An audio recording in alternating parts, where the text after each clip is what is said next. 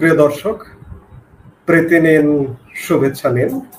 আপনাদের সামনে হাজির হয়েছি আমি একা নয়, দ্বৈতভাবে।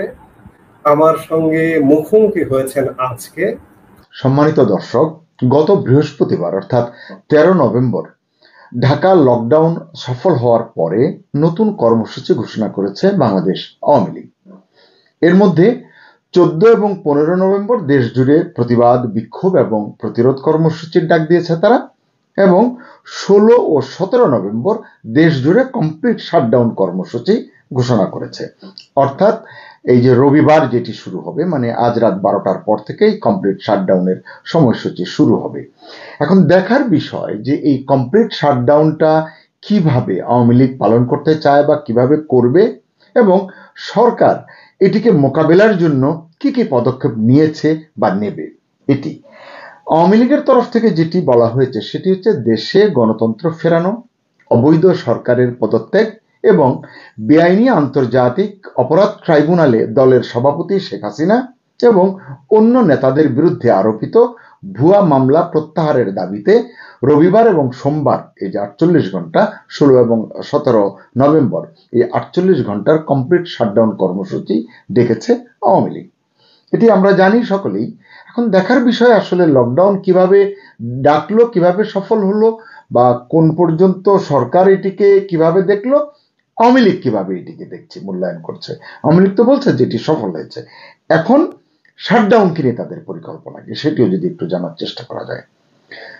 আওয়ামী লীগের যুগ্ম সাধারণ সম্পাদক আফম বাহাউদ্দিন নাসিম তিনি সামাজিক যোগাযোগ মাধ্যমে কথা বলেছেন। সেখানে তিনি বলেছেন যে এই অবৈধ সরকারের প্রতি সাধারণ মানুষ যে কতটা ক্ষুব্ধ লকডাউন কর্মসূচি পালনের মাধ্যমে তা প্রমাণিত হয়েছে। আওয়ামী লীগের তরফ থেকে কথাটি ঠিক আছে। আবার ঢাকা লকডাউন কর্মসূচি সফল এবং সার্থক করায় দলের সভাপতি শেখ হাসিনাও দেশবাসীকে ধন্যবাদ জানিয়েছেন, কৃতজ্ঞতা জানিয়েছেন।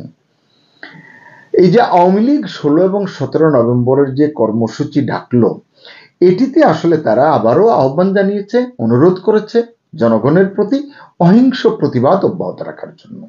অর্থাৎ মানে বাসা বাড়িতে অবস্থান করতে বলেছে তারা, অফিস আদালতে বা শিক্ষা প্রতিষ্ঠানে না গিয়ে ঘরে থাকতে বলেছে, ব্যবসা প্রতিষ্ঠান না খুলে অর্থাৎ স্বাভাবিক জীবনযাত্রা থমকে দিয়ে, আটকে দিয়ে বা স্তব্ধ করে দিয়ে সরকারকে, অন্তর্বর্তী সরকারকে না বলার আহ্বান জানিয়েছে। মানে এই কর্মসূচিটি হচ্ছে সেটি, say no two government.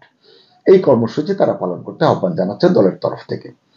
Complete শাটডাউনের মাধ্যমে পুরো দেশ অচল করার, স্থবির করার এই যে কর্মসূচি, এটি আসলে আপনারাও জানেন 17 নভেম্বর দলীয় সভাপতি শেখ হাসিনার বিরুদ্ধে আইসিটি যে রায় ঘোষণা করতে যাচ্ছে একটি মামলার, তার প্রতিবাদ জানানোর কৌশল হিসেবেই তারা এই কর্মসূচিটি নিয়েছে। এটি আমরা সকলেই জানি। এখন লকডাউন বলা হচ্ছে সফল হয়েছে, জনগণ যদি এই কর্মসূচিতে মানে শাটডাউন কর্মসূচিতে সাড়া দেয় লকডাউনের মতো বা এর চেয়েও ভালো করে যদি সাড়া দেয়, অর্থাৎ আইসিটির রায়ের বিরুদ্ধে জনমতেরও একটা স্পষ্ট প্রতিফলন তাহলে সবার সামনে কিন্তু স্পষ্ট হবে। যার প্রেক্ষিতে ধরুন শেখ হাসিনার আগামী দিনের রাজনৈতিক কর্মসূচিতে, রাজনৈতিক কথাবার্তায় কিন্তু বিশাল পরিবর্তন আসতে পারে বলে মনে করা হচ্ছে। রায় যাই হোক না কেন, শাস্তি হোক না হোক, বেশি হোক কম হোক, এর প্রেক্ষিতে এর একটি আফটার এফেক্ট কিন্তু আমরা লক্ষ্য করব। আপনারা তো জানেন যে কমপ্লিট শাটডাউন মানে মিছিল নয়, মিটিং নয়, কিংবা অন্য কোনো ধ্বংসাত্মক কর্মসূচিও নয়, চুপচাপ ঘরে বসে থেকে সরকারের প্রতি অনাস্থা জ্ঞাপন করা। অর্থাৎ এই অহিংস কর্মসূচির নামই হচ্ছে শাটডাউন। প্রশ্ন হচ্ছে, দেশের সাধারণ মানুষ কি তাদের স্বাভাবিক জীবনযাত্রা বাদ দিয়ে দিনের পর দিন আওয়ামী লীগের এই শাটডাউন কর্মসূচিতে অংশ নেবে, কিংবা সাড়া দেবে লকডাউনে তারা যেভাবে সাড়া দিয়েছে বলে আওয়ামী লীগ মনে করছে? যদি দেয়, তা বাংলাদেশের রাজনীতির আগামীর পথরেখার জন্য বিশেষ বার্তা দেবে, এটি কিন্তু স্পষ্ট। প্রশ্ন হচ্ছে যে লকডাউন মোকাবেলায় অন্তর্বর্তী সরকার আইন শৃঙ্খলা বাহিনীর বিশাল সমাগম ঘটিয়েছিল, সাজ সাজ রব ফেলে দিয়েছিল তার। এটি আমরা দেখেছি গণমাধ্যমে, স্বরাষ্ট্রমন্ত্রীর স্বরাষ্ট্র উপদেষ্টার প্রেস ব্রিফিং সহ আইজি এবং ডিএমপি কমিশনার তাদের কথাবার্তায়। তো এই যে প্রস্তুতি তারা নিয়েছিল, যেভাবে ঢাকা সহ দেশের বিভিন্ন জায়গায় তারা পথে পথে তল্লাশি চালিয়েছে, হোটেলে মোটেলের মধ্যরাতে তল্লাশি চালিয়েছে, মানুষের ব্যক্তিগত স্বাধীনতায় হস্তক্ষেপ করেছে, বিনা সার্চ ওয়ারেন্টে বিনা কারণ দর্শিয়ে মোবাইল নিয়েছে, চেক করেছে, গ্রেফতার করেছে। মানে এখন এই যে শাটডাউন মোকাবেলায় তাহলে কি করবে? লকডাউনের থেকে তো আর একটু সিরিয়াস এটি। এখন কি করবে? এটিকে কিভাবে সরকার মোকাবিলা করবে? বিশেষ করে যদি বলি যে প্রধান উপদেষ্টার দপ্তর আসলে কি ভাবছে এটি নিয়ে, স্বরাষ্ট্র মন্ত্রণালয় বা স্বরাষ্ট্র উপদেষ্টা কি ভাবছেন, পুলিশ, র্যাব, বিজিবি, এপিবিএন, সেনাবাহিনী, আনসার, এই যে সম্মিলিত সবাই মিলে এই শাটডাউন মোকাবেলায় কি ধরনের প্রস্তুতি তারা নিচ্ছে। লকডাউনের সময় তারা বেশ কিছু আওয়ামী লীগের নেতাকর্মীকে গ্রেফতার করেছে, এবার তারা কি করছে? ঘর থেকে অনেককে গ্রেফতার করা হয়েছে, ধরপাকড় তারা এখন অব্যাহত রাখবে কিনা, আছে, মানে এটিকে কতটা সাড়াশি করবে সেটি একটি প্রশ্ন। বা আরেকটি বিষয় আছে যে মানুষ যদি বের না হয়, লকডাউনে যেমনটা অনেক মানুষ বের হয়নি, রাস্তাঘাটে গাড়ি ঘোড়া চলেনি, তো এবারও যদি আওয়ামী লীগের নেতাকর্মীরা, মানে গতবার তারাও বেরোয়নি, এবারও যদি তারাও বের না হয়, তাহলে কাজ কি সরকারের? এই যে বিশাল বাহিনী, বিশাল খরচ, বিশাল আয়োজন, তার কাজ কি? এই যে আইন শৃঙ্খলা বাহিনীর অপ্রয়োজনীয় অন্যায় তল্লাশি থেকে বাঁচতে এবারও যদি আরো বেশি পরিমাণ মানুষ ঘর থেকে বের না হয়, যেটা লকডাউন হয়েছিল, তাহলে তো অটোমেটিক্যালি শাটডাউন সফল হয়ে যাবে।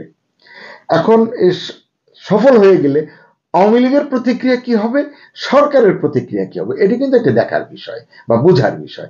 আওয়ামী লীগ আসলে একটা বুদ্ধির চাল দিয়েছে বলে মনে হয় আমার কাছে। অর্থাৎ এমন একটা কর্মসূচির ডাক দিয়েছে যেটা নিয়ে খুব বেশি তাদের পরিশ্রম করবার নেই, বিনা পরিশ্রমেই আড়ালে আবডালে থেকেই কিন্তু বিজয়ী হওয়ার একটা সুযোগ কিন্তু তারা নিতে পারে।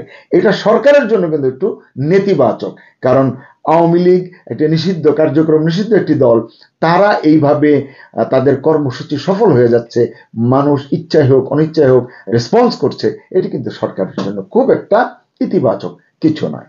13 নভেম্বর লকডাউনের সময় আমরা কি দেখেছি, যে সরকারের যে আইন শৃঙ্খলা রক্ষাকারী বাহিনীর পাশাপাশি সরকারের মিত্র কিছু রাজনৈতিক দল, তারাও কিন্তু আওয়ামী লীগকে ঠেকাতে রাজপথে সক্রিয় ছিল, মিছিল করেছে, দফায় দফায় এখানে ওখানে সমবেত হয়েছে।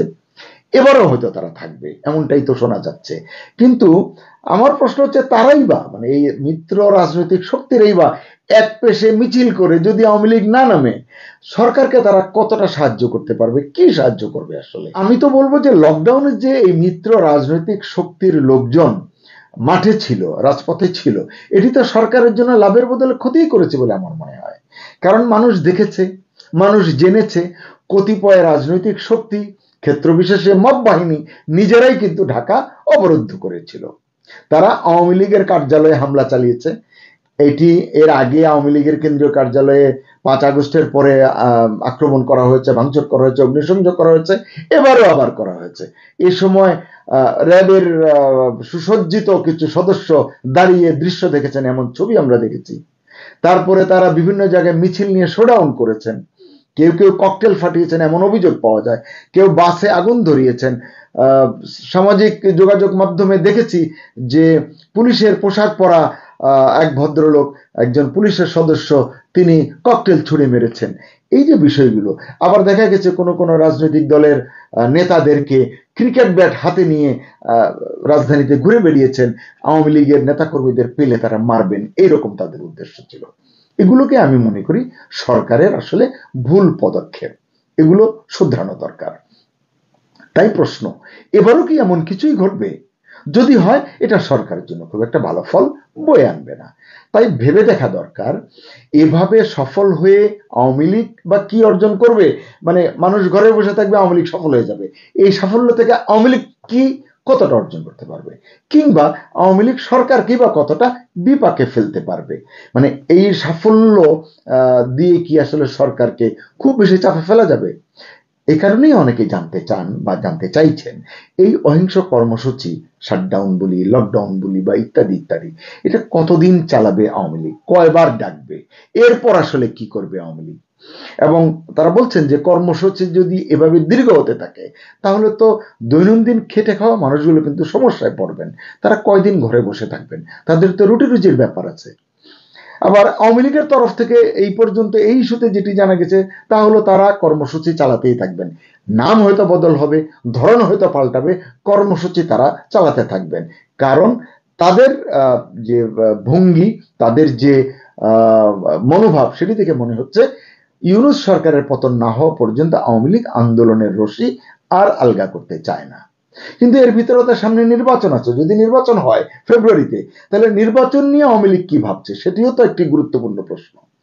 সরকারকে যদি তারা দ্রুততম সময়ের ভিতরে বাধ্য করতে না পারে তাহলে তো তাদের যে কার্যক্রম নিষিদ্ধ আছে এটি প্রত্যাহার হবে না, তাদের যে নিবন্ধন স্থগিত হয়েছে সেটিও প্রত্যাহার হবে না। তাহলে এইরকম শাটডাউন লকডাউন করে আওয়ামী লীগ সত্যি সত্যি কতটা অর্জন করতে পারবে? কারণ এটি যদি তাদের চূড়ান্ত যে সাফল্য, অন্তর্ভুক্তিমূলক নির্বাচনের ব্যবস্থা করতে বাধ্য করা অন্তর্বর্তী সরকারকে, এবং সেই নির্বাচনে আওয়ামী লীগ যদি অংশ নিতে না পারে তাহলে আওয়ামী লীগের জন্য এই মুহূর্তে রাজনৈতিক ফায়দাটা কি? আরেকটি বিষয় আছে, কেউ কেউ এমন বলছেন যদি এই সময়ের ভিতরে এই আন্দোলনের পাশাপাশি আওয়ামী লীগ অন্তর্বর্তী সরকারের উপরে কোনো আন্তর্জাতিক চাপ বাড়াতে পারে, আন্তর্জাতিক চাপের কারণে বাধ্য হয়ে যদি সরকার তার সিদ্ধান্ত বদলায়, সেটি আওয়ামী লীগের জন্য ইতিবাচক হতে পারে। তো আমরা কি দেখছি? আমরা দেখছি যে ইউনূস সরকার বিশাল আয়োজন, বিশাল পরিকল্পনা, প্রকাশ্য অসংখ্য লোকবল, অস্ত্রবল সবকিছু জোগাড় করেও তারা আওয়ামী লীগের লকডাউন কর্মসূচি থামাতে পারেনি বা ব্যর্থ করতে পারেনি। লকডাউনের কর্মসূচিটা কি ঠিক মতো বুঝে উঠতে পেরেছিল সরকার? এই প্রশ্নটিও কিন্তু অনেকে করছেন। বা সরকারের মিত্র রাজনৈতিক দলের লোকেরা কি বুঝতে পেরেছিল? কারণ আওয়ামী লীগ তো মাঠে নামেনি, এটি তারাও বলছে, সরকারও বলছে। এটাকেই আসলে সরকার তাদের সাফল্য হিসেবে দেখছে। এখন লকডাউন মানে তো অহিংস আন্দোলন, অহিংস অসহযোগ আন্দোলন। সাধারণ মানুষ ঘরে বসে থেকে নীরবে নিভৃতে এটিকে সফল করে তুলেছে। এই কারণেই লকডাউনে ঢাকার রাস্তাঘাট ছিল অপেক্ষাকৃত ফাঁকা, জায়গায় জায়গায় আইন শৃঙ্খলা বাহিনীর তোড়জোড় ছিল, সরকারের মিত্র রাজনৈতিক দলের অতি উৎসাহী কিছু কর্মীর কিছু কাজকর্ম ছিল, যেটা বললাম এতক্ষণ। এছাড়া সাধারণ মানুষ আসলে সেভাবে রাস্তায় নামেনি। আবারও যদি সরকারি শাটডাউনকে ঘিরে এই 48 ঘন্টাকে মোকাবেলা করতে গিয়ে সরকার যদি আবারও এমন ভুল করে, তাতে আওয়ামী লীগের একটা লাভ আছে। সেটা কি? আওয়ামী লীগ আরো আত্মবিশ্বাসী হয়ে উঠবে এবং পক্ষান্তরে সরকার ক্রমশ তার নিয়ন্ত্রণ হারাতে থাকবে। আওয়ামী লীগ মন থেকে শক্তি পাবে আর সরকার মন থেকে দুর্বল হয়ে যাবে। তারপরও বলবো, আওয়ামী লীগ যতই দাবি করুক, বিশ্লেষকরা যতই বলুন না কেন লকডাউন সফল হয়েছে, আমি বলবো এটি একপেশে মতামত। কেন? সরকারের বক্তব্যটি একটু শোনা দরকার, কারণ সরকার কি ভাবছে এই বিষয়ে সেটা অত্যন্ত গুরুত্বপূর্ণ। এক্ষেত্রে আমি প্রধান উপদেষ্টার প্রেস সচিবের দু একটি কথা আপনাদেরকে বলতে পারি। আমার কাছে খুবই মজার বিষয় মনে হয়েছে, কারণ প্রধান উপদেষ্টার প্রেস সচিব যে কথাগুলো বলেন এটিকে ধরে নিতে পারি আমরা প্রধান উপদেষ্টারও মনোভাব বা তার মনের কথা এটি ধরতে পারি। প্রেস সচিব শফিকুল আলম বলেছেন, কোট আনকোট, কার্যক্রম নিষিদ্ধ আওয়ামী লীগ এখন ফেসবুক ভিত্তিক প্রতিবাদী দলে পরিণত হয়েছে, যার মাঠে প্রকৃত সাংগঠনিক শক্তি খুব কম। এই বাস্তবতা বিবেচনা করে আসন্ন নির্বাচনে আওয়ামী লীগের পক্ষে কোনো অস্থিরতা বা বিঘ্ন সৃষ্টি করার সম্ভাবনা অত্যন্ত ক্ষীণ। মানে তাদের ভয়ের জায়গা এটা যে নির্বাচনে কোনো বাগড়া আওয়ামী লীগ লাগায় কিনা এটি বোঝা যাচ্ছে। আর এদিকে মজার বিষয় কেন বললাম? কারণ হচ্ছে যে এই কথাগুলো শফিকুল আলম নিজেও লিখেছেন ফেসবুক পোস্টে। যাই হোক, শফিকুল বলেছেন আওয়ামী লীগ দীর্ঘদিন ধরে দাবি করে আসছে যে তাদের একটি বিস্তৃত তৃণমূল নেটওয়ার্ক আছে। কি আছে না আছে এটি কিন্তু সকলেই জানেন। এবং শফিকুল বলছেন এই যে তৃণমূল নেটওয়ার্ক, যা যে কোনো নির্বাচন ব্যাহত করার মতো শক্তিশালী, এটি আওয়ামী লীগ বলতে পারে, নাও বলতে পারে, শফিকুল নিজেও ভাবতে পারেন। কিন্তু বলছেন যে গত কয়েকদিনের ঘটনা প্রমাণ করেছে এখন তারা মানে আওয়ামী লীগ ক্রমেই ভাড়াটে টোকাই ধরনের ক্ষুদ্র দুষ্কৃতকারী গোষ্ঠীর উপর নির্ভরশীল হয়ে পড়েছে, যারা ফাঁকা বাসে আগুন দিতে পারে, 30 সেকেন্ডের ঝটিকা মিছিল করতে পারে, কিংবা সামাজিক যোগাযোগ মাধ্যমে প্রচারণা চালাতে পারে। এটি যদি সত্যি হয়, মানে আমার মনে হয় তাহলে সরকার এত পেরেশান কেন? এত আইন শৃঙ্খলা বাহিনীর সাজ রব কেন? সরকারের কপালে এত চিন্তার ভাঁজই বা কেন?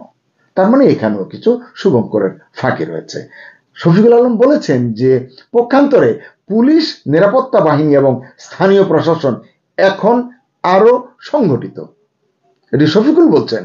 তার মানে এই যে কৌশলে পুলিশ, নিরাপত্তা বাহিনী এবং স্থানীয় প্রশাসনের কথা বলা হলো, শফিকুল বললেন এটা কিন্তু গণতন্ত্রের স্পিরিটের সঙ্গে যায় না, এটা যায় হলো ফ্যাসিজমের সঙ্গে, ফ্যাসিজমের দিকে এটি অনুগামী। অন্তর্বর্তী সরকার কি সেদিকে হাঁটতে শুরু করেছে? এটি তো আমরা প্রশ্ন করতেই পারি। এখানে আরেকটি বিষয় মানে বোঝা যাচ্ছে, সেটি হচ্ছে যে সরকার হয়তো আওয়ামী লীগকে সেভাবে আমলে নিচ্ছে না, পাত্তা দিচ্ছে না, মনে করছে সংগঠিত পুলিশ এবং প্রশাসন দিয়েই আওয়ামী লীগকে রুখে দেওয়া যাবে, আটকে দেওয়া যাবে। তাহলে আইন শৃঙ্খলা বাহিনীর যে সমাগমের কথা বললাম, সরকারের যে পেরেশানির কথা বললাম, অর্থ ব্যয়ের কথা বললাম, সকল কিছু মিলিয়ে সরকার মারমুখী কেন? একটু যদি শক্তি নেই, দুর্বল দুষ্কৃতিকারী দিয়ে চলে যারা, তাদেরকে শায়েস্তা করবার জন্য, রুখে দেওয়ার জন্য সরকার এত মারমুখী কেন? এই যে মারমুখী মনোভাব সরকারের, এটি বা এর ভবিষ্যৎ ফলাফল বা প্রতিক্রিয়া কিন্তু ভালো নয়, সেটা কিন্তু মনে রাখতে হবে সরকারকে। সবার শুভবুদ্ধির উদয় হোক। আল্লাহ হাফেজ।